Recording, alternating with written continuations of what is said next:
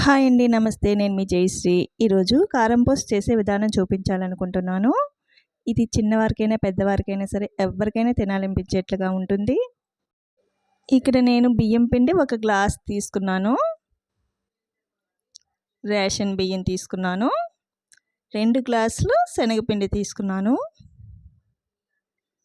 ఇది కరెక్ట్‌గా సరిపోతుంది కారం పోస్ట్ చేసుకోవడానికి ఈ కొలతలు.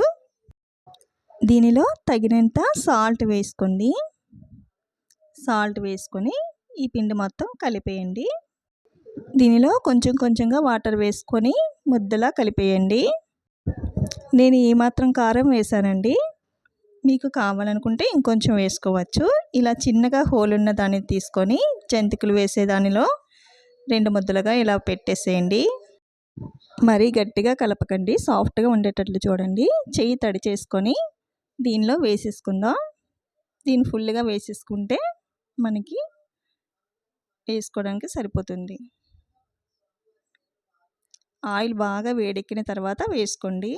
చూసారు కదా, ఇలా వేయగానే మనకి పొంగుతూ రావాలి ఆయిల్ చూసారు కదా, బబుల్స్ ఎప్పుడైతే తగ్గిపోతాయో మనకి కారం పూస వేగిపోయినట్లే. ఇప్పుడు మంచి కలర్ వచ్చింది కదా. ఇంకొంచెం పెద్ద సైజ్ చేయాలి అనుకుంటే కొంచెం వెడల్పుగా ఉన్న కళాయిలో వేసుకోండి. లేదా చిన్న సైజ్ చేయాలనుకుంటే ఎలా అయినా మీకు నచ్చినట్లుగా చేసేసుకోవచ్చు.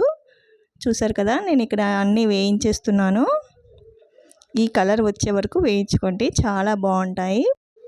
చిన్నపిల్లలు ఉన్నట్లయితే చాలా బాగా ఉపయోగపడతాయి మనకి. వాళ్ళు ఎప్పటికప్పుడే అడుగుతూ ఉంటారు కదా ఏదో ఒకటి కావాలి అని. ఇవి చాలా ఈజీగా అయిపోతాయి కదండి. బియ్యం పిండి, శనగపిండి ఉంటే సరిపోతుంది.